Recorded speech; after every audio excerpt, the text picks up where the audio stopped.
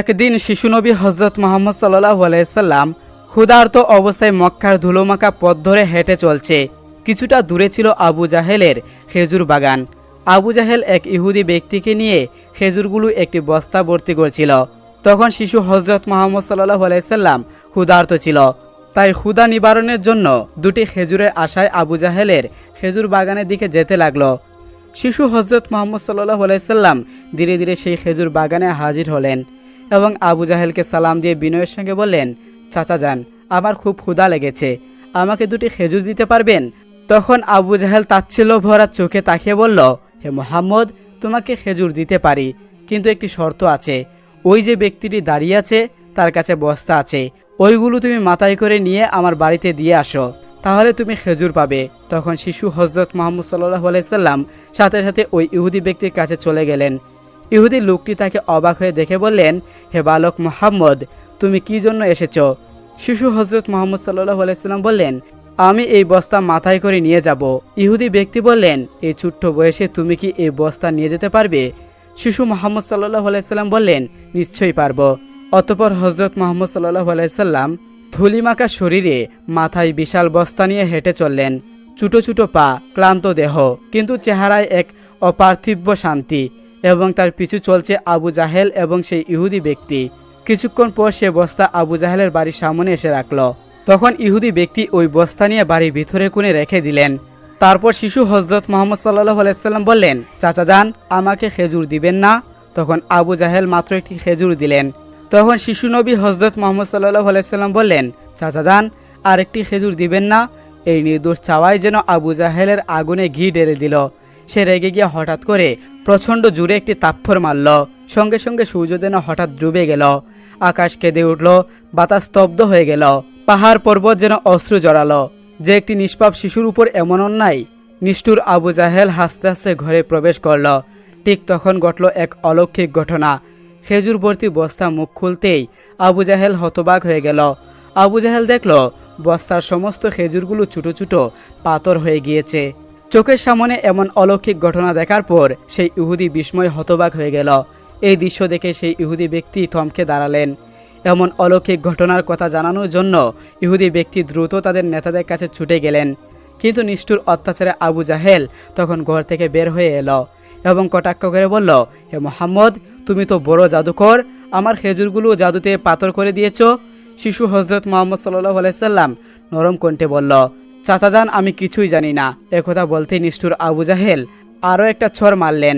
ছড়ের শব্দ যেন আবারও আকাশ কেঁপে উঠল, পাহাড় স্তব্ধ হয়ে গেল, আর শিশুর চোখে জমে উঠল এক বিন্দু অস্ত্র।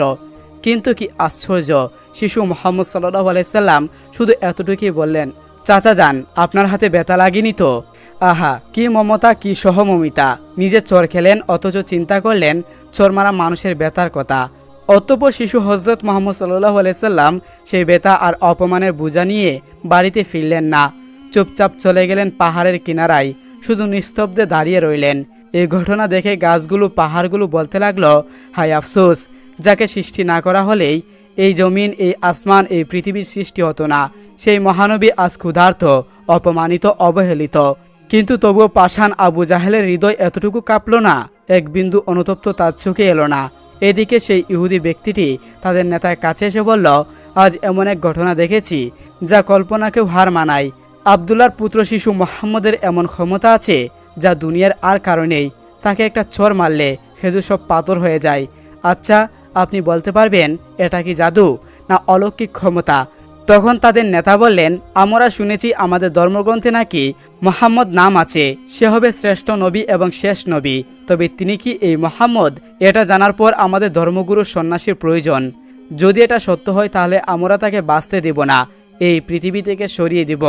তোমরা যাও, আমাদের ধর্মগুরুকে এখানে নিয়ে আসো। সেই ইহুদি ব্যক্তিটি আবারও আবু জাহেলের বাড়িতে রওনা হলেন। যেতে যেতে সেই খেজুর বাগানের কাছে উপস্থিত হয়ে দেখলেন সমস্ত খেজুর গাছগুলো নেই, সব একেবারে পাথর হয়ে গিয়েছে।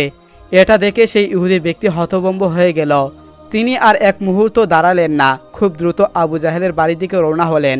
আবু জাহেলের বাড়িতে এসে বললেন, ভাই, আপনার খেজুর বাগানের সমস্ত খেজুরগুলো তো পাথরে পরিণত হলো। এখন এটাকে যদি ফিরিয়ে আনতে না পারেন তাহলে অনেক টাকা ক্ষতি হবে। এখানে ফেরানোর একমাত্র পথ শিশু মুহাম্মদের কাছে ক্ষমা চাওয়া। কিন্তু আবু জাহেল ক্ষমা চাওয়ার পাত্র ছিল না। সে ছিল নিষ্ঠুর এবং অতি চালাক। তাই সে চালাকি করে বলল, ঠিক আছে চলো আমরা মুহাম্মদের বাড়িতে গিয়ে দেখি। এ বলে তারা শিশু মুহাম্মদ সাল্লাল্লাহু আলাইহি সাল্লামের বাড়ি দিকে রওনা হলেন। শিশু মুহাম্মদ সাল্লাল্লাহু আলাইহি সাল্লাম থাকতেন চাচা আবু তালেবের সঙ্গে। চাচা আবু তালেব তখন ঘরে একা। কিছুক্ষণের মধ্যেই আবু জাহেল এসে হাজির হলেন এবং বললেন, হে আবু তালেব, শিশু মুহাম্মদ কোথা থেকে এমন জাদু শিখেছে?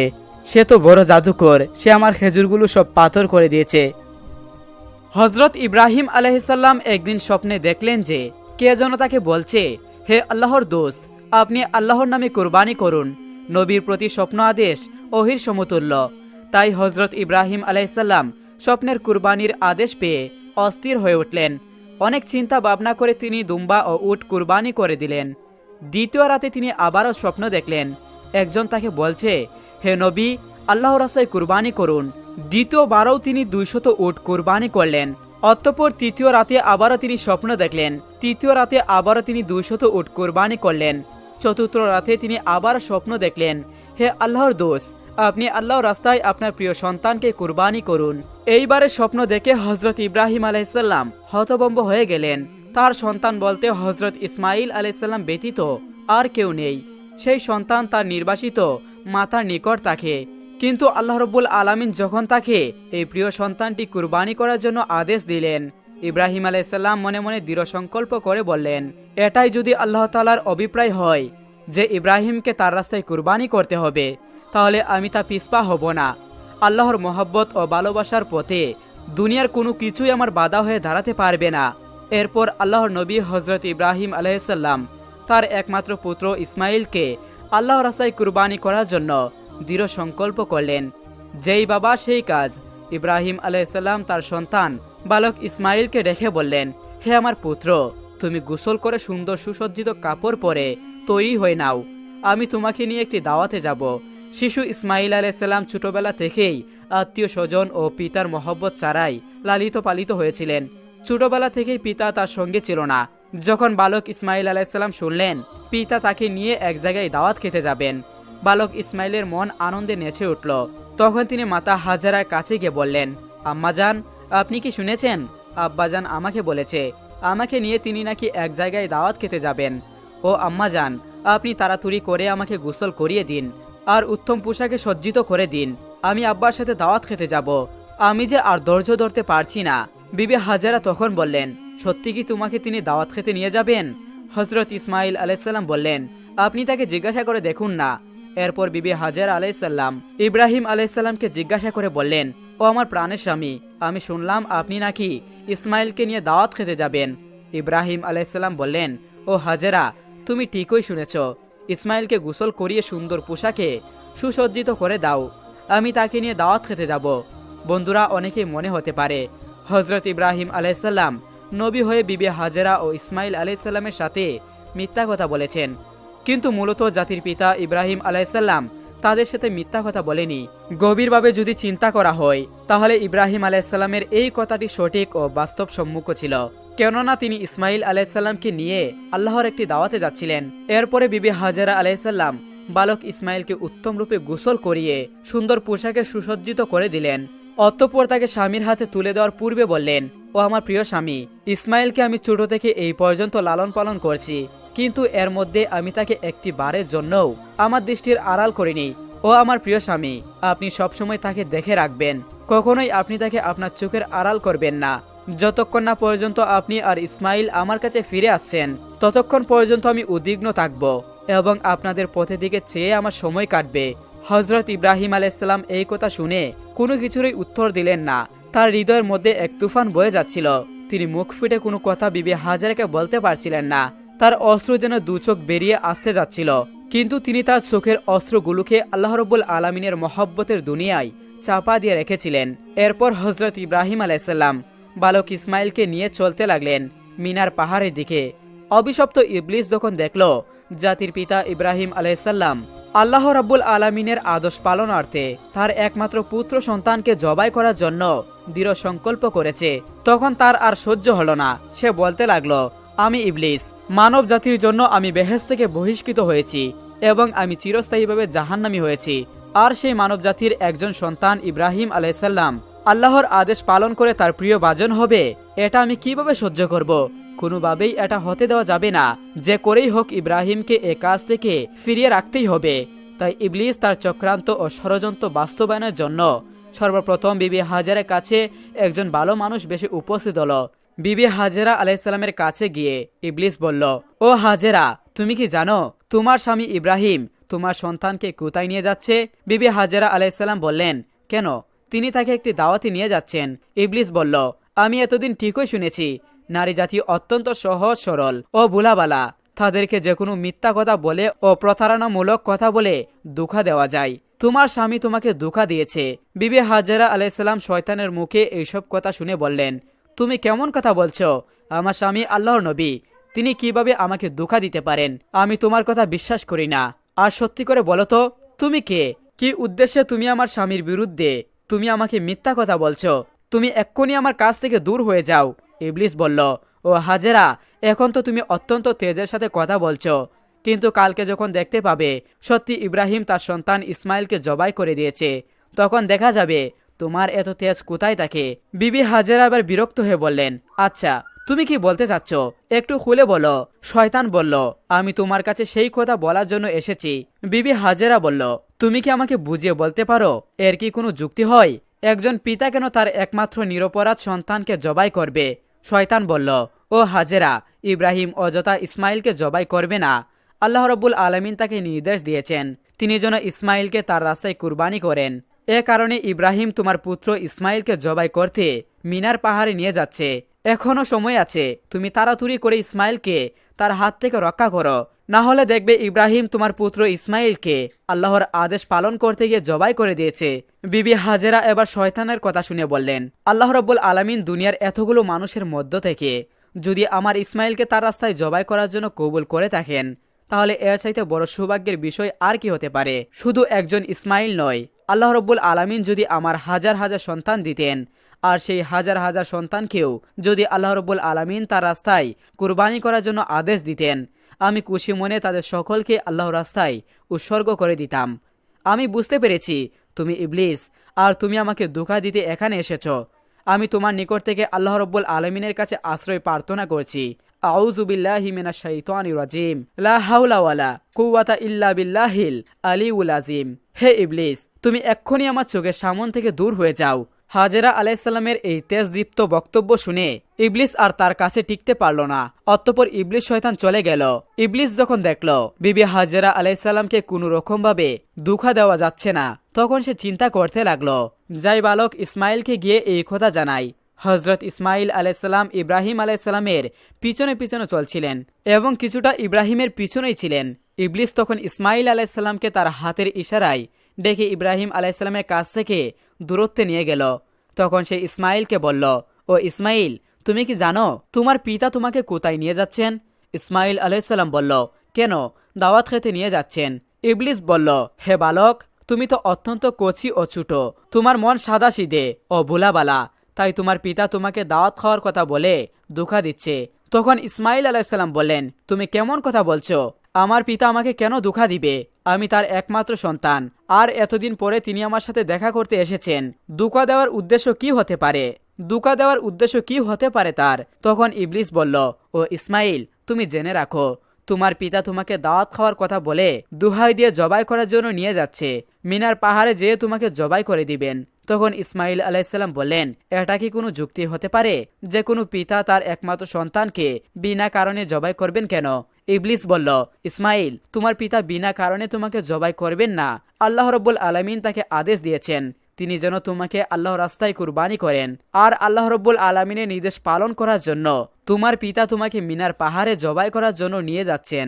তখন ইসমাইল আলাইসাল্লাম বললেন, আল্লাহ রব্বুল আলামিন এই দুনিয়াতে এত মানুষের মধ্য থেকে যদি আমাকে তার রাস্তায় জবাই করার জন্য কবুল করে থাকেন, তাহলে এর চাইতে বড় সৌভাগ্যের ব্যাপার তো আর আমার কাছে কিছুই হতে পারে না। আমি বুঝতে পেরেছি তুমি মানুষরূপী ইবলিস। ইবলিস, তুমি জেনে রাখো আল্লাহ রব্বুল আলামিন যদি আমাকে লক্ষ কোটি জীবন দিতেন, আর সেই লক্ষ কোটি জীবনকেও আল্লাহ রব্বুল আলামিন যদি তার রাস্তায় কুরবানি করার জন্য কবুল করতেন, তাহলে আমি প্রতিবারই আল্লাহ রব্বুল আলামিনের রাস্তায় কুরবানি হওয়ার জন্য প্রস্তুত থাকতাম। ও ইবলিস, তুমি আমার কাছ থেকে এক্ষুনি দূর হয়ে যাও। আমি তোমার কাছ থেকে আল্লাহ রব্বুল আলমিনের কাছে আশ্রয় প্রার্থনা করছি। আউযু বিল্লাহি মিনাশ শাইতানির রাজিম। এরপর হযরত ইসমাঈল আলাইহিস সালাম ইবলিসকে লক্ষ্য করে পাথর মারতে লাগলেন। ইসমাঈল আলাইহিস সালামের সেই স্মৃতিচারণ করে আজ পর্যন্ত হাজিরা হজে গিয়ে শয়তানকে পাথর মারে। এরপর হযরত ইব্রাহিম আলাইহিস সালাম পুত্র ইসমাঈলকে নিয়ে মিনা প্রান্তরে উপস্থিত হলেন। তাফসিরে রুহুল মাআনিতে উল্লেখ রয়েছে, ইসমাঈল আলাইহিস সালামকে জবাই করার পূর্বে জাতির পিতা ইব্রাহিম আলাইহিস সালাম তার সাথে কিছু পরামর্শ করে নিতে চাইলেন। ইব্রাহিম আলাইহিস সালাম ইসমাঈল আলাইহিস সালামকে বললেন, হে বৎস, আমি স্বপ্নে দেখেছি যে আমি তোমাকে জবাই করছি, এখন তোমার কি অভিমত বলো। সে বলল, হে আমার পিতা, আপনি যা আদিষ্ট হয়েছেন তাই করুন। আল্লাহ ইচ্ছা করলে আপনি আমাকে ধৈর্যশীলদের অন্তর্ভুক্ত দেখতে পাবেন। সূরা সাফফাত আয়াত নম্বর 102। হযরত ইসমাঈল আলাইহিস সালামের জবান শুনে হযরত ইব্রাহিম আলাইহিস সালাম অত্যন্ত খুশি হলেন। অতঃপর হযরত ইসমাঈল আলাইহিস সালাম তার পিতাকে লক্ষ্য করে বললেন, আব্বাজান, আপনি তো আমাকে জবাই করে দিবেন, তার পূর্বে আমার কয়েকটি অনুরোধ রয়েছে, আপনি কি দয়া করে আমার সেই অনুরোধগুলো রক্ষা করবেন? ইব্রাহিম আলাইহিস সালাম বললেন, বৎস, তুমি তোমার আরজি পেশ করতে পারো, আমি সেগুলোকে যথাসাধ্য রক্ষা করার চেষ্টা করব। তখন ইসমাঈল আলাইহিস সালাম বললেন, ওহে আব্বাজান, আমাকে জবাই করার পূর্বে আমার হাত পা উত্তম রূপে বেঁধে নিবেন। দেখা যায় জবাই করার সময় জীবজন্তুগুলো তাদের হাত পা চুরাচুরি করে, তেমনি ভাবে মৃত্যু যন্ত্রণা সহ্য করতে না পেরে আমিও যদি আমার হাত পা চুরাচুরি করি আর তা যদি আপনার শরীরে লেগে যায়, এতে আমার বেয়াদবি হবে, আর আমি চাই না মৃত্যুর পূর্বে আমার পিতার সাথে বেয়াদবি করে মরতে। অতঃপর হে আব্বাজান, আপনি আমার এই অনুরোধ রক্ষা করবেন। দ্বিতীয়ত, আমাকে জবাই করার সময় আপনি আপনার চক্ষুদ্বয় ভালো মতো কাপড় দিয়ে বেঁধে নিবেন, কেননা জবাই করার সময় আপনার চোখ আমার চেহারায় পড়ে, তাহলে আমার প্রতি আপনার দয়ার উদ্রেক হবে, যাতে আপনার জবাইয়ের কাজে ব্যাঘাত সৃষ্টি হবে। আর আমি চাই না আপনি আল্লাহ রব্বুল আলমিনের আদেশ পালন করতে কোনো রকম বাধার সম্মুখীন হন। তৃতীয়ত, আমার যে আবদার তা হলো কুরবানি করার পর যখন আপনি গৃহে প্রত্যাবর্তন করবেন, তখন আমার রক্তমাখা জামা কাপড়গুলো নিয়ে আমার জনম দুঃখিনী আম্মার নিকট সমর্পণ করবেন এবং তাকে আমার সালাম জানাবেন ও বলবেন যে তার এই ত্যাগের বিনিময়ে আমরা একত্রে বেহেশতে অবস্থান করতে পারবো। এবং তাকে আরো বললেন যে আল্লাহ পাক তার নির্দেশ পালন করার জন্য যে তৌফিক আমাদেরকে দিয়েছেন তার জন্য তিনি যেন শুকরিয়া আদায় করেন এবং তিনি যেন আমার প্রতি কোনো দুঃখ প্রকাশ না করেন। পুত্রের মুখে এই কথাগুলো শ্রবণ করে হযরত ইব্রাহিম আলাইহিস সালাম অত্যন্ত সন্তুষ্ট হলেন। তার আস্তিনের নিচে পূর্বেই এক গেছা দড়ি ও একখানা চুরি লুকিয়ে রেখেছিলেন। অতঃপর তিনি সেই দড়ি বের করে হযরত ইসমাঈল আলাইহিস সালামের হাত পা বেঁধে নিলেন। এরপরে তার চোখে একখানা কাপড় বেঁধে দিলেন। অতঃপর হযরত ইসমাঈল আলাইহিস সালামকে জবাই করার জন্য মাটিতে শুয়ে দিলেন। জাতির পিতা ইব্রাহিম আলাইহিস সালাম তার হাতে ছুরি নিয়ে প্রস্তুত রয়েছেন, তিনি জবাই করবেন তার একমাত্র সন্তান ইসমাঈলকে। তিনি এর মাধ্যমে চাচ্ছেন আল্লাহর আদেশ পালন করতে। তিনি সংকল্প করেছেন আল্লাহর আদেশ পালন করতে তাকে পৃথিবীর কোনো শক্তি বাধা দিতে পারবে না। পিতা তার পুত্রের গলা চুরি চালিয়ে দিবেন। আল্লাহর প্রেম ও মহব্বতের মাতোয়ারা হয়ে এই দৃশ্য দেখে আসমান ও জমিনের ফেরেশতারা প্রলম্বিত হয়ে যাচ্ছে, তারা আল্লাহর তাসবিহ পবিত্রতা ঘোষণা করছে। এরপরে হযরত ইব্রাহিম আলাইহিস সালাম ইসমাঈলের গলায় চুরি চালাতে যাবেন। এমন সময় আল্লাহ রাব্বুল আলামিন চুরিকে আদেশ দিলেন, হে চুরি, খবরদার, তুই ইসমাঈলের গলার একটি পশমও কাটবি না। তুই যদি ইসমাঈলের গলার একটি পশমও কাটিস তাহলে তোর জন্য আমি জাহান্নামের আগুনকে অবধারিত করে দিব। অতঃপর হযরত ইব্রাহিম আলাইহিস সালাম বিসমিল্লাহ বলে পুত্র ইসমাঈলের গলায় চুরি চালিয়ে দিলেন। কিন্তু চুরি তো পূর্বেই আল্লাহর নির্দেশ পেয়েছে, সে আল্লাহর ভয়ে ভীত হয়ে ইসমাঈল আলাইহিস সালামের গলার একটি পশমও কাটল না। ইব্রাহিম আলাইহিস সালাম বারবার ইসমাঈল আলাইহিস সালামের গলায় চুরি চালাচ্ছেন, কিন্তু কোনো রূপেই তিনি তার গলা কাটতে সক্ষম হচ্ছিলেন না। তখন ইসমাঈল আলাইহিস সালাম পিতাকে ডেকে বললেন, আব্বাজান, আপনি সম্ভবত আমার স্নেহের প্রভাবে প্রভাবিত হয়ে জুড়ে চুরি চালাতে পারছেন না। ও আব্বাজান, আপনি আপনার গায়ের সমস্ত শক্তি দিয়ে চুরি সঞ্চালন করুন। আমরা যদি আল্লাহ রাব্বুল আলামিনের আদেশ পালনে ব্যর্থ হই তাহলে আমাদের দুজনকে জবাবদিহিতা করতে হবে। ইসমাঈল আলাইহিস সালামের এই কথা শুনে হযরত ইব্রাহিম আলাইহিস সালাম পুনরায় তার গায়ে সমস্ত শক্তি দিয়ে তার গলায় ছুরি চালাতে লাগলো, কিন্তু তারপরেও ছুরি হযরত ইসমাঈল আলাইহিস সালামের একটি পশমও কাটতে পারল না। অনেকক্ষণ ধরে এভাবে ছুরি চালানোর পরে হযরত ইব্রাহিম আলাইহিস সালাম একেবারে বিরক্ত হয়ে গেলেন। অতঃপর সজোরে ছুরিটিকে একদিকে নিক্ষেপ করলেন আর সেই ছুরি গিয়ে লাগলো একটি পাথরের গায়ে। সাথে সাথে পাথরটি দ্বিখণ্ডিত হয়ে গেল। জাতির পিতা ইব্রাহিম আলাইহিস সালাম চক্ষু খুলে দেখলেন ছুরির আঘাতে পাথর দ্বিখণ্ডিত হয়ে গেল। অতঃপর তিনি আবার ছুরিকে হাতে নিলেন। এরপর আল্লাহ রাব্বুল আলামিনের নামে তিনি আবারও ইসমাঈল আলাইহিস সালামের গলায় ছুরি চালাতে যাবেন। এমন সময় আল্লাহ রাব্বুল আলামিন জিব্রাইল আলাইহিসসালামকে হুকুম দিলেন, হে জিব্রাইল, তুমি বেহেশত থেকে একটি দুম্বা নিয়ে যাও আর ইসমাইলকে সরিয়ে তার জায়গায় বেহেশতি দুম্বাটিকে রেখে দাও। হযরত জিব্রাইল আলাইহিসসালাম চোখের পলকে বেহেশত থেকে একটি দুম্বা নিয়ে আসলেন। বন্ধুরা, এখানে একটি কথা বলে রাখি, এই দুম্বাটি ছিল হযরত আদম আলাইহিসসালামের নেকপুত্র হাবিলের কুরবানিকৃত দুম্বা, যেটি আল্লাহ রাব্বুল আলামিন এতদিন বেহেশতে সংরক্ষিত করে রেখেছিলেন। অতঃপর হযরত জিব্রাইল আলাইহিসসালাম ইসমাইল আলাইহিসসালামকে সরিয়ে ইব্রাহিম আলাইহিসসালামের চুরির নিচে সেই বেহেশতি দুম্বাটিকে রেখে দিলেন, আর ওইদিকে ইব্রাহিম আলাইহিসসালাম চুরি চালিয়ে দিলেন। সাথে সাথে বেহেশতি দুম্বাটি কুরবানি হয়ে গেল। কিন্তু হযরত ইব্রাহিম আলাইহিসসালাম মনে করলেন তার পুত্র ইসমাইলকে তিনি কুরবানি করে দিয়েছেন। কুরবানি সম্পূর্ণ হওয়ার সাথে সাথে ইব্রাহিম আলাইহিসসালাম বললেন, আলহামদুলিল্লাহ। অতঃপর তিনি তার চক্ষু খুলে দেখলেন ইসমাইল তো তার পাশে দাঁড়িয়ে রয়েছে, কুরবানি হয়ে গিয়েছে একটি বেহেশতি দুম্বা। এই দৃশ্য দেখে হযরত ইব্রাহিম আলাইহিসসালাম আল্লাহর ফেরেশতা জিব্রাইল আলাইহিসসালামকে জিজ্ঞাসা করলেন, হে ভাই জিব্রাইল আলাইহিসসালাম, তবে কি আমার কুরবানি কবুল হয়নি? আমি কি আমার পুত্র ইসমাইলকে কুরবানি করতে সক্ষম হলাম না? হযরত জিব্রাইল আলাইহিসসালাম বললেন, হে ইব্রাহিম, আল্লাহ রাব্বুল আলামিন আপনার প্রতি সন্তুষ্ট হয়েছেন।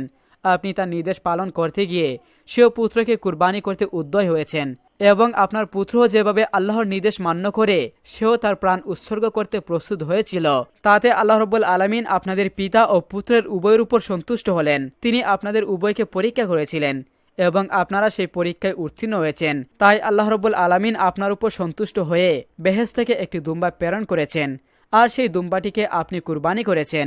হযরত জিব্রাইল আলাইহিসসালামের মুখে এইসব কথা শ্রবণ করার পরে হযরত ইব্রাহিম আলাইহিসসালাম পুনরায় আল্লাহ রাব্বুল আলামিনের শুকরিয়া আদায় করলেন।